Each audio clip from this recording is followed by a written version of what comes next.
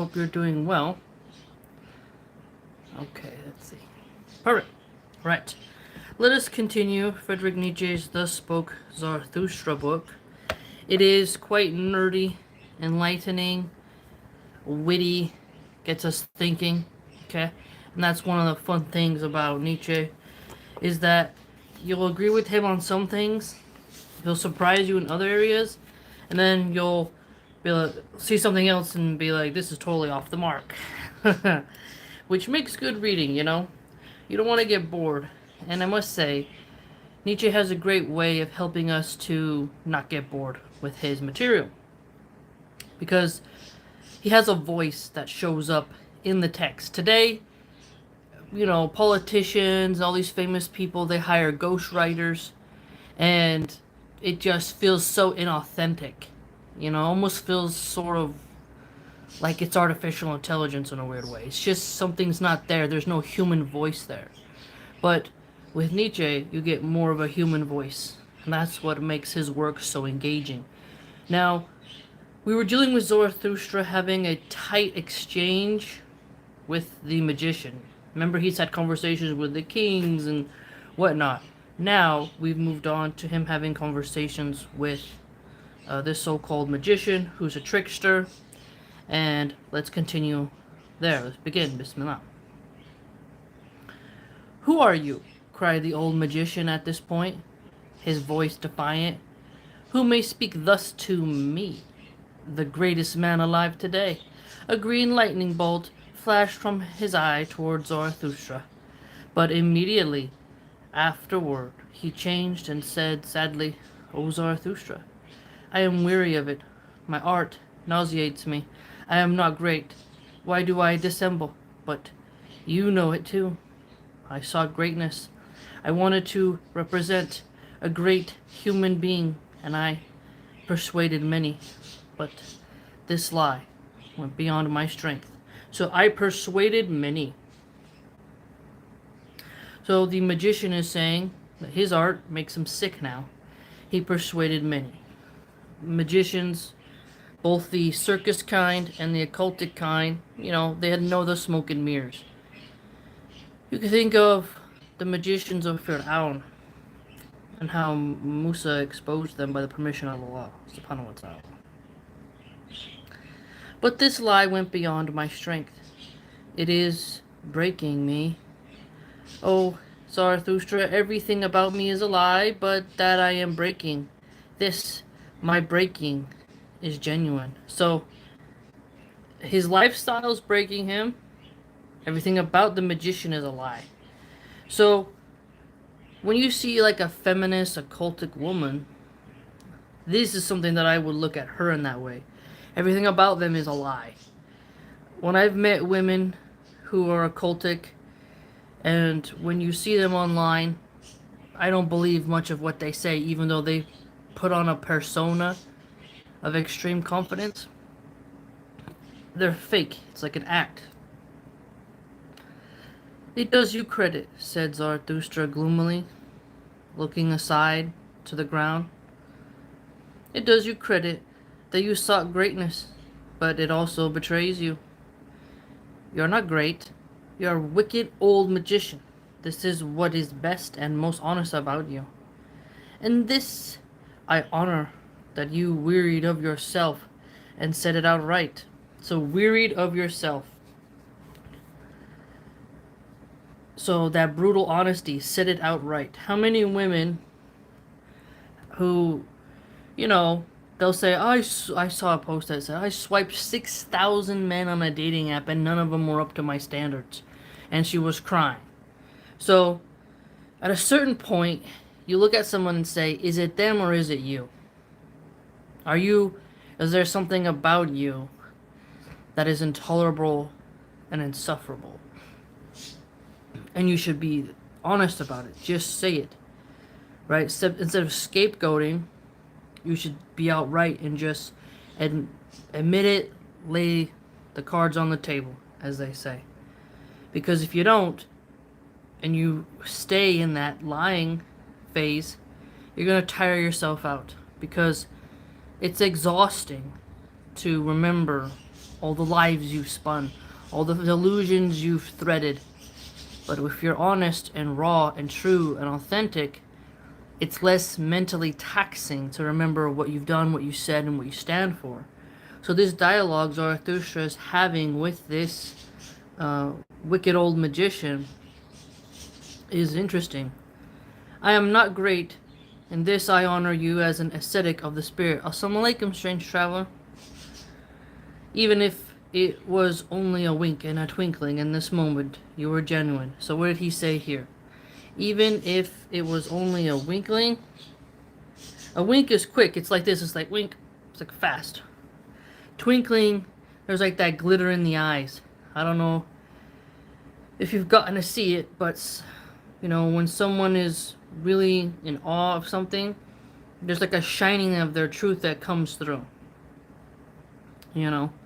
So there's like a shadow, a glimpse, a fading light in his eyes where you can see there's some genuineness there because the magician deals with lies, right? And so finding genuine natured elements in a magician, an occultist rather, is not easy to do because they're built on lies. That's their modus operandi. But speak, what are you seeking here in my woods and rocks and lying down on my path? How did you want to try me? In what way were you seeking to test me? Thus spoke Zarathustra, and his eyes flashed. The old magician remained silent for a while, and said, Did I seek to test you? I merely seek. Now you see that? Did I seek to test you, or was he merely seeking? That's a really witty line, because some people can think that you're doing something to them, when in reality you're just doing it for the sake of it, not necessarily for them, right? Like when someone takes something really personal, and it's not personal, it's just business. It's impersonal. O Zarathustra, I seek one who is genuine, right, simple, unequivocal, a man of all honesty, a vessel of wisdom, a saint of knowledge, a great human being. Do you not know it, Zarathustra? I seek Zarathustra. So the little bit of flattery here going on. Even if it's true, you gotta be careful. I know there's an influencer guy who I follow. I shouldn't say influencer, it's such a cringe word. But he bans people who even moderately disagree with him. And he has himself surrounded by yes men. And they're sycophantic at this point whenever they super chat him or engage with him. They always have to say a compliment. It's really bizarre. And I think that's how you get egomaniacs, is people who require that you grovel and sort of verbally grovel to them and flatter them in order to get their attention and time. And this makes that person even more insane, because when someone doesn't agree with them, they don't know how to handle it, they spiral, they dwell on it. You know, that's why you got to allow a little bit of discomfort once in a while. Because if not, you're going to get one of these occultic magicians. Now remember, on the last page, Zarathustra told the magician, don't flatter. You actor from the bottom. You peacock of peacocks. You seek vanity. You see that? What were you playing before me, you wicked magician? So notice here, Zarathustra is clever to watch out for the flattering nature of the magician. Okay? If somebody is flattering you, we call it brown nosing. If you've ever had a job where somebody is the brown noser, you really lack respect for them, because there's genuine compliments, but then there's people who are strategic chameleons, and they'll say exactly what the boss wants to hear at a specific time in order to get in the good graces. Okay? So be careful. So these few lines we read right here of how he's complimenting Zarathustra, you gotta be wary, because this is dangerous terrain. And at this point, there began a long silence between the two. But Zarathustra became deeply absorbed and closed his eyes. Then, however, returning to his partner in the conversation, he seized the hand of the magician and said, full of kindness and cunning, "Well, up there goes the path. There lies Zarathustra's cave. There you may seek him who you would find, and ask my animals for advice, my eagle and my serpent." Okay, so notice this. Ask the animals for advice, the serpent and the eagle. Very interesting occultic symbolism right there. Now, the serpent in Christianity was seen as the devil, but in Chinese culture, like in the, what's that called, the zodiac? They don't see the snake as an evil figure. The snake is something of wisdom. When you think how a snake operates, a snake has to kind of be smart in a way. How, like a snake in the grass is a phrase we use. It's very hard to spot, and the snake is on the belly. The snake travels on their belly, it climbs up trees. Snakes can go in water. You know, they gotta stay safe from getting stepped on. It's not easy. Okay, an anaconda gives birth to live young, and those babies are immediately on their own. When eggs of the reptile hatch, for different breeds of snake, they're on their own. There's no nurturing there. They got to be savvy to survive. Okay, there's no affection there. And snakes are great for pest control as well. Mice and rats. Rats and mice carry a lot of diseases. Okay, think of a black plague. Snakes were a very useful creature, but there are venomous ones who, obviously, if you like rattlesnakes, if you step on them, obviously they're gonna bite you. But I like snakes. I'm not necessarily afraid of them. I have pity on them, but you have to know they don't love you, you know. And a snake has a lot of interesting factors about it. And eagles, hawks, falcons, predatorial birds and owls, they eat those birds. Eat those snakes. They are food for some of the most majestic looking birds there is, right? It's like the circle of life. Okay? You can hate the snake, but some of their bites is not really that bad. If they're not poisonous, you get bit. I think a cat biting is worse than a snake bite, to be quite honest with you. You know, but some people, they have a deep fear of snakes, and I think that's tied to the poisonous ones. But the snake has this dual nature of all the symbolism around it. Now, the eagle has a very prideful symbolism to it from the Native American tribes, and obviously America chose the bald eagle. Now, eagles can snatch up lambs, baby deer, salmon, and bald eagles in particular, the couple works hard, the mating pair, through the winter and different seasons, and they build their nests up really high, and it takes a lot of effort to keep those chicks alive, and it takes teamwork. And, both contribute to building the nest. And their claws are really sharp, and, people would get their eyes pecked. And it's from these birds. Now, because there's so little of them, and we now have mastered them, both the snake and the eagle don't have a natural habitat. We don't really get to engage with their energy and how you get to perceive them, right? If you spend a lot of time around sheep and cows, you learn a lot about their behavior. But we're very disconnected from nature, so when animal references are made in Nietzsche's book, it's harder for us to comprehend what he's getting at here. But the eagle is like the king of the sky, right? The bigger ones, not the little ones. And they can dominate the other birds, okay? And they're fast. And if they wanted to, they could snatch your baby, which I think is quite rare. But the point is, if you're a shepherd and you have a baby lamb and an eagle comes, they can snatch away your little lamb, which is quite common. for people who live in the mountains and they have to herd, right? So you don't really see the eagle as a friend all the time. The eagle is a predatory bird, okay? It's not a parrot. Doesn't eat fruit and loves you and talks to you. The eagle has a stare that is very tough, just like a snake.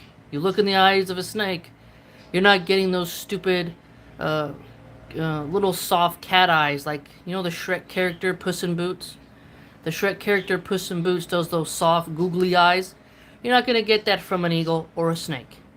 The snake is sort of like the, Assalamu alaikum, Halil Ibrahim. Not the king of the ground, but the snake is something, it's a creature to be respected.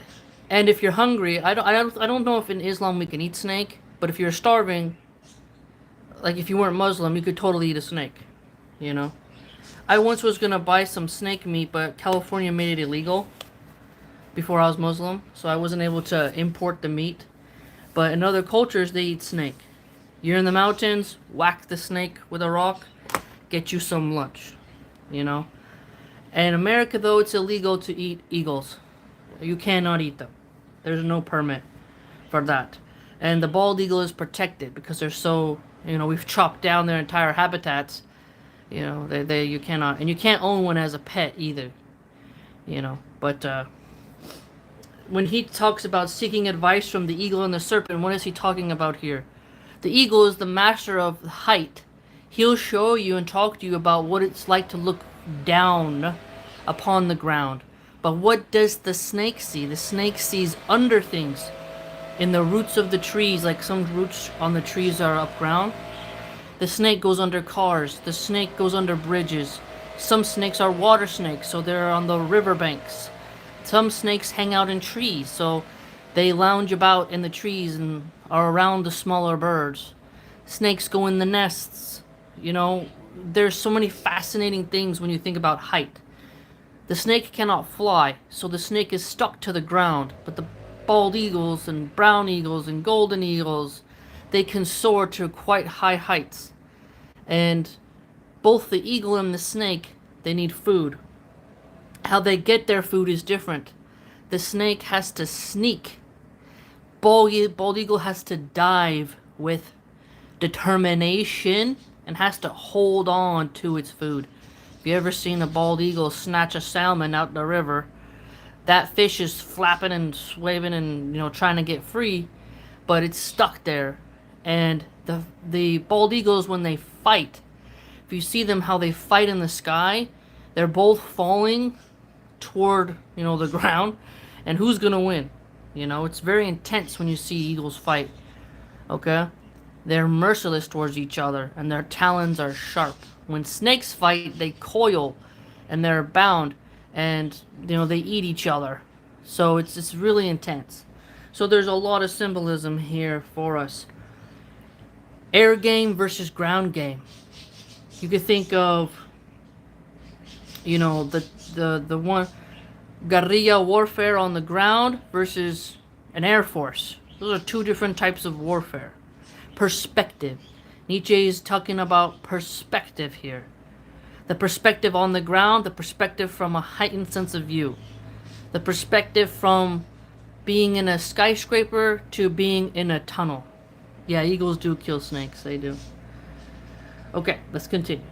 They shall help you seek. But my cave is large, I myself, to be sure. I have not yet seen a great human being, for what is great, even the eyes of the subtlest today, are too coarse. It is the realm of the mob. Many have I seen, swollen and straining. And the people cried, behold, a great man. But what good are all bellows? In the end the wind comes out. In the end a frog which has puffed itself up too long will burst. The wind comes out. To stab a swollen man in the belly, I call that a fine pastime. Hear it well, little boys. Today belongs to the mob, who could still know what is great, and what's small, who could still successfully seek greatness.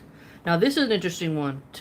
The mob has two, like, interesting play on words here. The organized crime mob versus the riled up masses, right? The mob is coming for me. This is like a lynch mob. The citizens coming together and they're gonna tar and feather somebody. And they're up in a rage, they're up in a tizzy. It's chaotic. It's not as organized. But organized crime, Italian mafia, Irish mafia, Chinese triads, cartels, these are organized. They have hierarchy. They're systematic. Okay? You feel fear for both types of mobs. The raw underground and the organized, because you are outnumbered and there's not a whole lot of logic and reason in them. When you're dealing with the crowd, the crowd frenzy of a lunatic mob, no one can control that frenzy. They're not shepherded. Organized crime is shepherded. They're foot soldiers, automatons of the bosses, and they must have blind obedience lest they be hung from the freeway and made an example of. But the mind of the mobster can be ever so fickle, so placating the mob, the large group of people, is just as difficult to placate the mind of one mobster because he controls a fleet. Okay? They are ever changing, fickle, unpredictable, unreliable, dishonorable. You see? Assalamu alaikum, Saul Heyman. Who could still know what is great and what's small? Who could still succeed, fully seek greatness? Only a fool. Fools succeed. Now, this is an interesting thing here. Let's really dig into this line. Only a fool. Fools succeed. You may be thinking to yourself, what are you talking about? You're being a fool, you're being an idiot. How can you succeed? Now, let me give you a real world example. Okay.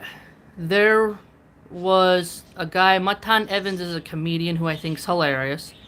He interviewed an autistic guy. I think he's autistic. He has some type of he's different, okay? He's on some spectrum. He makes a lot of money, that guy. Like $2,000 a week for his digital content. Now, he doesn't have some super high IQ, but he's funny to watch. I shared it on the community tab. It has him and it talks about fries, French fries, Matan Evans. Interviewing that nerdy kid.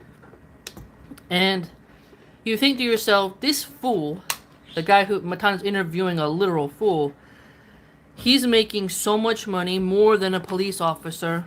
Now, okay, maybe I shouldn't use police officer. More than a paramedic, because everyone likes paramedics, right? He's earning more than the noble teacher who is teaching arithmetic to children who are in poverty. So what am I getting at here? The honorable person who's smart and wise and who is taking their time to educate the unfortunate isn't making as much money as the fool. Right?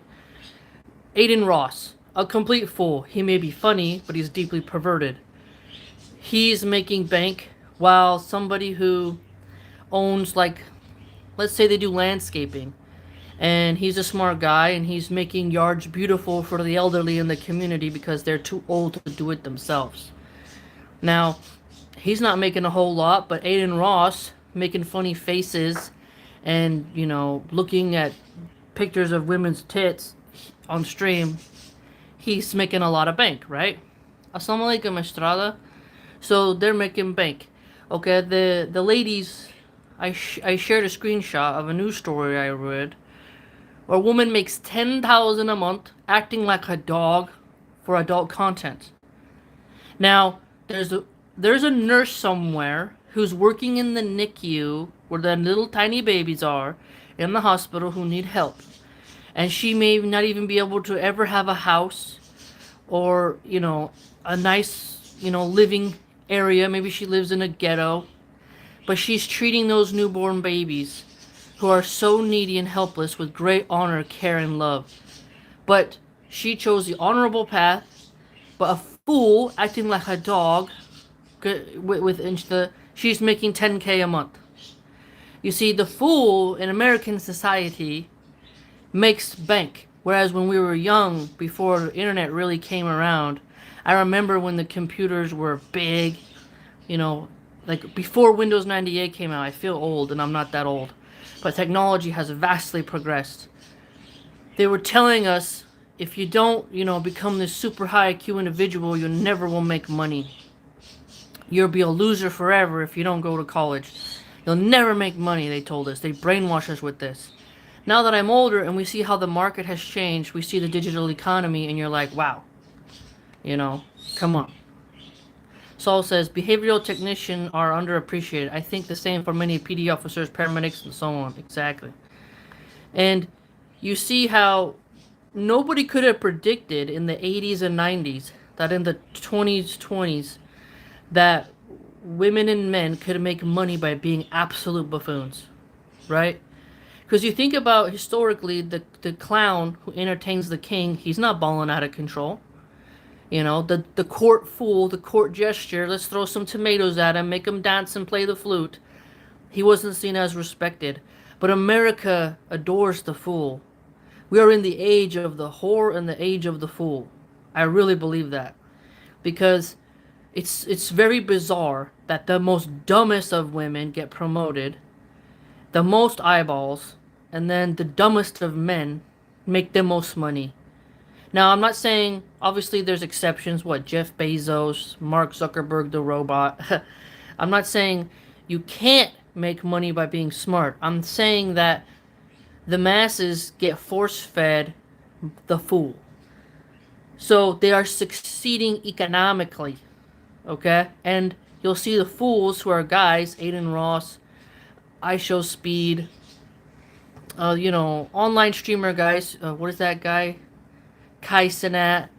They just scream, make loud noises, talk to their chat, and they're making more money than somebody who is doing a labor job, somebody who is harvesting food, somebody who is, tending to a senior citizen in an old folks home with honor and dignity and not abusing them, right? So the fool succeeds monetarily, and what do they use their money on? Big booty hose, big house, a pool, and drugs, nonsense, gambling. Aiden Ross lost $200,000 gambling. So not only is he a fool, but he's a fool financially, but he's still got some money rolling in. And so the system incentivizes their foolishry. Estrada says they want to bring their idiocracy on the next levels. Exactly. And so when you see Nietzsche talk about the fool succeeds, but then he turns back and says, ask my eagle and serpent for advice, there's this sort of symbolism going on here, these metaphors. And it's fascinating because in order to really understand Nietzsche, I think you got to have a lot of anthropology stuff going on. So, as you know, I would read myths, folklore, stuff like that, folk tales, because Nietzsche touches on things of the past, right? The paganism, the pantheism, you get it. And he speaks in parables, and these parables have multiple layers. And that's something that I can appreciate about a good writer. Because a good writer can write a sentence that has multiple layers to it. And you have to go deep and think and reflect and reread. And you'll come out with different interpretations.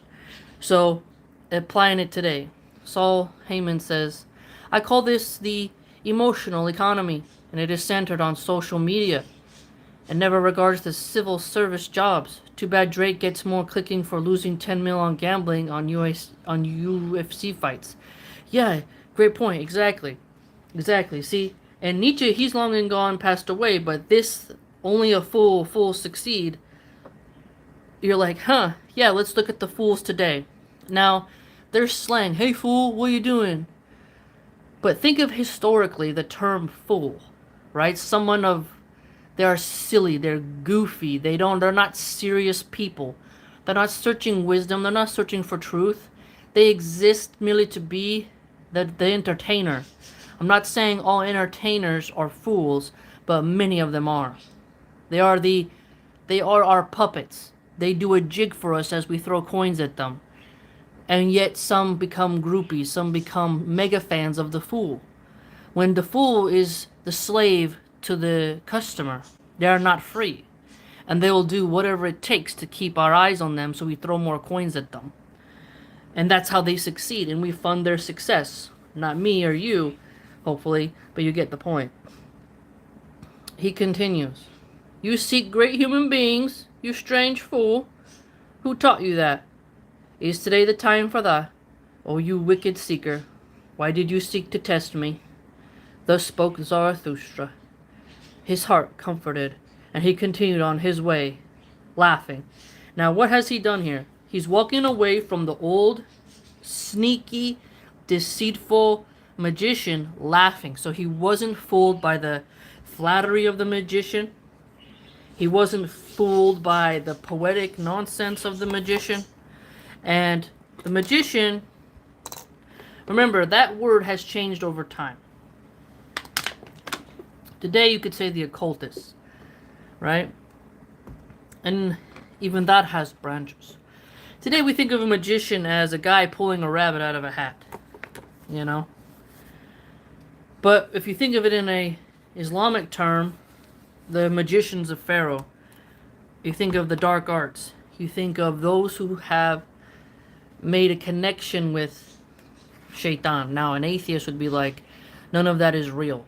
So we would then say a Rumpelstiltskin type of figure, a Riddler, somebody who is good at sophistry, who is a master of rhetoric, but can invert it and create beautiful, mind-controlling speeches of the greater herd of humanity and use it to nefarious ends. So there's multiple ways you can think of it.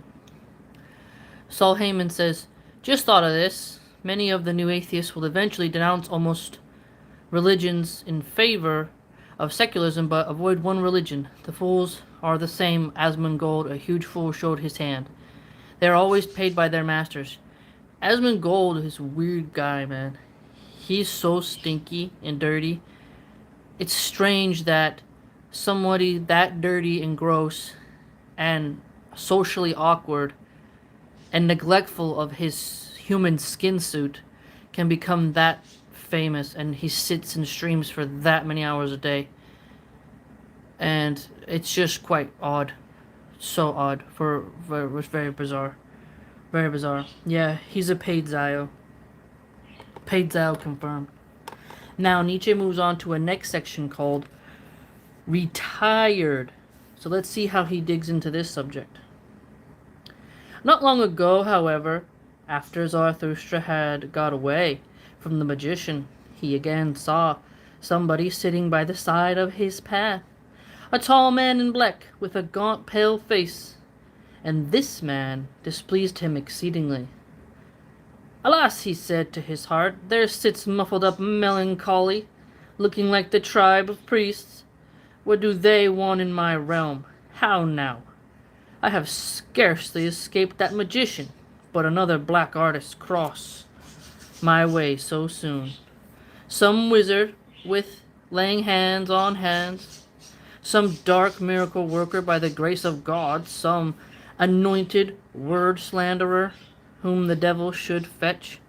So notice this word, this phrase rather, anointed word slanderer. Ooh.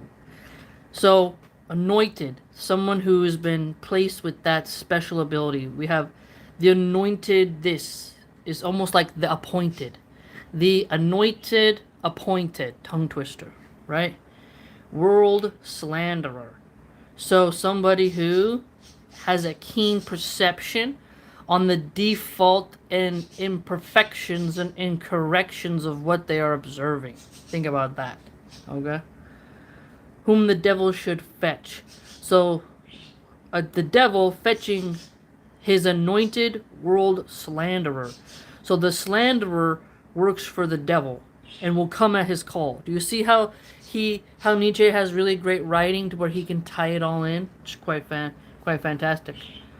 But the devil is never where he should be. He always comes too late, this damn dwarf and clubfoot. Thus cursed Zarathustra, impatient in his heart, and he wondered how he might speak past the man, looking the other way. But behold, it happened otherwise. For at the same moment the seated man had already spotted him, and not unlike one on whom unexpected good fortune has been thrust, he jumped up and walked toward Zarathustra. "Whoever you may be, you wanderer," he said, "help one who has lost his way. A seeker, an old man, who might easily come to grief here. This region is remote and strange to me. I have heard wild animals howling, and he who might have offered me protection no longer exists himself. I sought the last pious man, a saint, a hermit, who, alone in his forest, had not yet heard what all the world knows today. So, a wanderer, hermit, a pious man, a saint, howling, wild animals, danger, seeking safety. Okay? A seeker, seeker of safety, seeker of knowledge and truth. Remote and strange to me. Remote, rural. You think about how many cultures have the nomads, the Bedouins, the wanderers, those who live in the fringes of the earth, from Antarctica to such rural areas in the jungle to the desert. When you come across someone in those remote regions, you're like, wow, what are you doing out here? And yet there's someone who craves that desolation, isolation, that sort of invisibleness. They don't crave to be in the crowd, in the busy, bustling parts of society. And a lot of people who like outer peace and need inner peace move to farther away from the heartbeat of the city. They don't always need the dopamines of the crowd in order to survive. They're more introspective and they're more self-assured. When they've chosen that. If you're born there, that's a little different, right? But even if you're born in those regions, you have a different mindset than the busybody of the city, right? Saul says, I'm fond of Western philosophy. Too bad so much of Eastern ones seem to be aligned with Buddha, Tao, or Confucius, which is fine. It's hard to find documented works online. Yeah, I did notice that. And when you go into bookstores, they don't have the Western philosophy section at all, really. It's all Buddhism, Taoism, Confucianism. It's really true. You'll see lots of Buddhist stuff, man. And I've read a lot of Buddhistic works. A lot. And the Tao Te Ching I want to read on the channel eventually. But the Pocket Buddha I've read on the channel, I believe. I mean, it's intense how much Eastern philosophy is pushed. You know, you'll get Plato and Aristotle, but, you know, you don't really get Epicurus or stuff from the Cynics, you know, stuff like that. And there's no good Western philosophers really today. They just repeat the facts of old like parrots. You know, it's quite fascinating how for philosophy, how the true philosophers are, you know, they're probably alone with their chicken coop or out fishing, whereas the bloated philosophy professors just want to shut you down and make you memorize stuff for a test, you know. What does all the world know today? Asked Zarathustra. Perhaps this, that the old God in whom, well, let's see, the old God in whom all the world once believed no longer lives. So the God is dead, Engel? As you say, replied the old man sadly, and I am served. That the old God until his last hour, but now I am retired, without a master, and yet not free, nor ever cheerful, except in my memories. Now this is an interesting angle here. So we were learning about this retired, right? Now, and I served the old God. Now he says, I'm retired, without a master. So retired from the old religion. So this sounds like an apostate. You know, someone who has abandoned their religiosity. And without a master. So, a master. And then, cheerful only in your memories. Now, that's a form of deep depression, you know. Now, he mentioned here that the person looked like they were full of melancholy. Okay? What did he say? There sits muffled up melancholy. So, yes, the character is melancholic. He just reiterated that here for us. That is why I climb these mountains, that I might again have a festival at last, as is fitting for an old pope and church father, for behold, I am the last pope, a festival of pious memories and divine services. But now he himself is dead, the most pious man, the saint in the forest who constantly praises his God with singing and humming.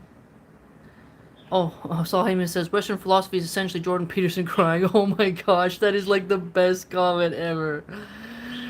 That is so true. Oh my goodness, man. Jordan Peterson is such a clown, and he does word salad. I like, if you're really good at logic. Now, I'm not the best at logic, but when you actually study logic and you learn poetry, you learn rhetoric, like Aristotle's book on rhetoric, you see the shenanigans that Jordan Peterson just says highfalutin word salad to really confuse people who don't read a lot and can't follow his agenda. Pardon me. Now, this may sound kind of weird and egotistical. I'm not trying to sound egotistical. Forgive me if I come off like that. But if I was talking to Jordan Peterson, I feel like because I'm really keen on words, he couldn't pull the wool over my eyes with his word salad sophistry shenanigans as much. Like, he could impress someone like my grandma, who's probably only read 5 books in her life, if that. You know. But with me, I would be more like, okay, you said this, now let's follow this chain of reasoning here. And I would keep harping back to his original premise, instead of him leading me on some type of red herring goose chase. And his crying wouldn't be able to get under my skin or manipulate me, because even tears are a woman's weapon. And I've grown, alhamdulillah, to not believe someone just because they are crying. Women have a hard time, because of how we take care of children, to not believe someone when they're crying. Because we take care of babies, and crying is the language of babies, right? And when someone is crying, we have to tend to the baby and make them not cry. We have to bounce them, nurse them, pat them, burp them, bathe them. We hear a cry, we find a solution. We hear a cry, we hear, come rescue me, I'm in pain, I'm in danger, I'm scared. And we come as the person to help. So tears are a weapon that confuses our primal nature in a weird way. So when a man like Jordan Peterson cries, a woman, if she's not careful, will get brainwashed very easily. Oh, he's crying, therefore it must be genuine, therefore his heart must be soft, he's so gentle. But in reality, a lot of women don't want to see too many men cry. If a man cries at the death of something, we're like, wow, that's noble. But there's a balance of crying. If a man is always crying, her libido dries up, you lose respect for him, because we expect men to be in control of their faculties, to be stoic, to be, game changers. But Jordan Peterson is he's just ridiculous. Saul Heyman says, Jordan Peterson is essentially a dull knife, and Andrew Wilson is the sharper version. Either way, I think they are pseudo-deities along with other talking heads, word salads, and non sequiturs. Andrew Wilson, I've watched a lot of his debates. I saw him talk to the Muslim Lantern. I was really disappointed with how Andrew started talking about the Prophet, peace be upon him, and I didn't get to see a really good conversation between a Muslim and an Orthodox Christian. But I have seen him argue with feminists, and I really enjoy that. Now, his wife, Rachel Wilson, she's okay. I don't agree with her on everything, obviously, but she comes back at occultic feminism, so I always appreciate that. But Andrew Wilson, he's being propped up a lot. I see him on Piers Morgan. He's on the Whatever podcast. He's been on Fresh and Fit. But what I can say is that when he talks to these very like mind-numbing feminists, you know, that takes so much energy. It's so taxing talking to those type of birdheads. And he doesn't get tricked by their sexual manipulation. I respect that. Because those women will have their boobs out, they'll soften their tone, they're trying to manipulate him, and he's a wall that doesn't get persuaded by their beauty. And some men, they when a beautiful woman tries to manipulate them, they bend the knee and simp. And Andrew Wilson doesn't simp.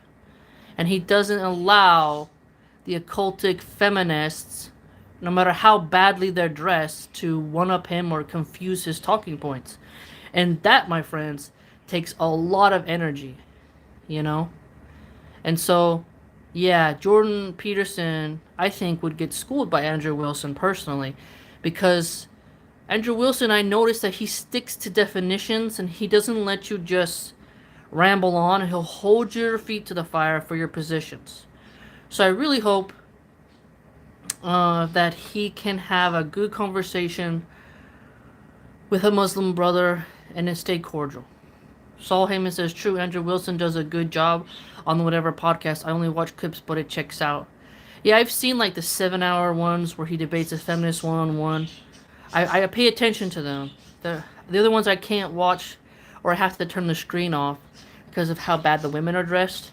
And, you know, the thumbnails, obviously, Brian of the Whatever podcast intentionally pushes the thumbnails to get clicks like that. I don't see how that's really good for humanity, but, you know, he complains about the whoredom of Babylon, but then makes most of his money from those types of women, you know. So I see a bit of hypocrisy there. But when Andrew's on, I really believe him. And Andrew put his wife Rachel in her place a lot. So he's not a cuck to his wife. And I respect that. Rachel is submitted to her husband. And I really believe that. Because the way she talks about her husband, they're dynamic. They have a good marriage. And I respect a man who has a good wife like that. I think that they are... Now she has... Not all the children they have belong to Andrew, so Andrew is a stepdad. But he has taken the role on as the patriarchal figure in his family, and his woman has submitted to his authority. And so I can respect a man who does that. Saul says, sometimes I can edit a still image over the video, however, it isn't worth it anyways. The show will discuss all sorts of odd things. That's true. That's true. But yeah, great points on Andrew Wilson and Jordan Peterson. Now, that is why I climbed these mountains. Now, climbing mountains. Now, nature plays a huge role in human relaxation, clearing your head. And seeing a mountain without any buildings on it is important. No shanty towns, but seeing these massive mountains really cleanses you. So you should spend more time in nature if you can.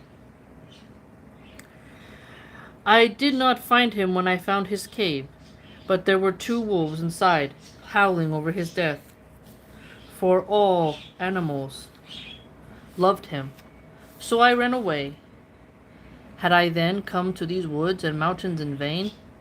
Then my heart decided that I should seek another man, the most pious of all those who do not believe in God, that I should seek Zarathustra. Now the weird part is this Zarathustra doesn't believe in God, but kind of sees himself as this leader of humanity, which is kind of ironic. Thus spoke the old man, and he looked with sharp eyes at the man standing before him. But Zarathustra seized the hand of the old pope, and long contemplated it with admiration. Behold, venerable one, he said then, what a beautiful long hand.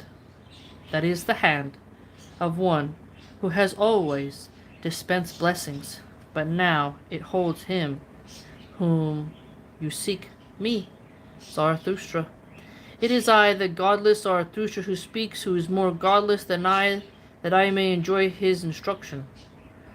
So, remember in the past, when he talked about godlessness, he mocked priests, and he mocked the sort of, how should we call it? It's like the elders who are not really wise, the church fathers, the clergy who don't have any wisdom, the king who shouldn't be leaders. Like, he's gone into different subjects to really get into the nitty gritty of the underbelly of it all. So keep that in mind when he mentions stuff like that. Thus spoke Zarathustra. Oh wait, hold on, he said here, who speaks? Who is... Oh yeah, I read that. Thus spoke Zarathustra, and with his glances he pierced the thoughts, and the thoughts behind the thoughts of the old Pope. Now this is an interesting one about eye contact. There are people who are very perceptive. You ever met somebody who, when you look at them, they say like, "Don't look at me"? They're like, "Stop looking at me." You'll see this a lot in the ghettos of fatherless boys, where if you look at someone longer than 3 seconds, pardon me, they start to feel very uncomfortable. Like, what are you looking at? You know, but when you can have extended eye contact with someone, they can't hold their poker face. In poker, you'll see someone with glasses on. They gotta kind of hide what is going on because we are so in tune with body language. But the eyes reveal quite a lot. So if you can't look at the eyes of someone, you focus on their tone, okay? But the eyes really reveal quite a lot. Blue eyes are the hardest to read, in my opinion. There's something about blue eyes. I don't know what it is, but it's harder to read the blue eyes.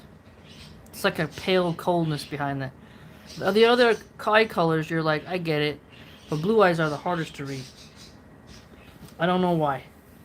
But when Zarathustra talks about being able to see the glances, like he glances through and pierces the thoughts, you can kind of read what someone's thinking. Moms are good at this as well, because when a child can't talk to us, we have to look to other factors to figure out what's going on, what do they need, how are they feeling. At last the Pope began. He who loved and possessed him most has also lost him most now. Behold, I myself, am probably the more godless of the two of us, but who could rejoice in that? You served him to the last, Zarathustra asked thoughtfully, after a long silence. You know how he died. Is it true what they say? That pity strangled him, that he saw how man hung on a cross, and that he could not bear it. That love of man became his hell, and in the end his death. You know, so here, what do you see? So they're talking about Jesus' crucifixion. In Islam, I believe we don't believe he was crucified, that someone else was put into his place. I'm not interested in reading about too much what scholars say about the crucifixion of Jesus, so I might get some points wrong. I like the hadiths for now, and I'm focusing on that. But when he talks about how a man, and the word man is in italics here, Nietzsche doesn't use the word God. He doesn't say Jesus is God. He say how man. Islam, we view Jesus, peace be upon him, as a human prophet, not as a deity, not God in the flesh. Okay? Because how can a God hang on a cross? How can a God be hung on a cross by his own creation? How can a God cry and bleed? How can a God be humiliated to his masses? That don't make no sense to me. Okay, and that he could not bear it. So when he was being flogged, they say, or whipped, and he screamed. How can a God scream in pain? How can a God feel pain? How can a God create something that would cause them pain? That's very strange behavior, right? For us Muslims, no. Allah subhanahu wa ta'ala is free of need, the Most High, the exalted in might. You can't harm Allah subhanahu wa ta'ala in any way. We are the ones who must have the fear, the adoration, and all that. But for Jesus to be God, as some Christians believe, not all Christians are Trinitarians and all that. That just doesn't. That's a little bit strange to me. A God bleeding, a little different. But he says here that love of man became his hell. So obviously, let's take the Christian perspective. Jesus being on the cross was very painful and not enjoyable. So they say God sacrificed his son for God so loved the earth that he gave his only begotten son. So because he felt sad for humanity, he had to suffer a lot. It's so many things I don't get in Christianity. But Nietzsche has a very interesting point here for us, nonetheless. Saul Simon says, didn't Nietzsche believe Christianity encourages weakness? Yes. I guess it tracks since he believes in people making their own morality. He also thought Christians' love ethos to religion was weak. Yeah. If only he knew what became of it today. Mother Mary brought forth their Creator, then he died for our sins. It's very interesting, yeah. Why would a God need a woman's vagina? I don't get that. No, I don't get that at all. Because Adam didn't come from a woman, so why would Jesus need to? I don't get it. The old Pope, however, that's why we say Allah simply had to say be and he was, just like with Adam.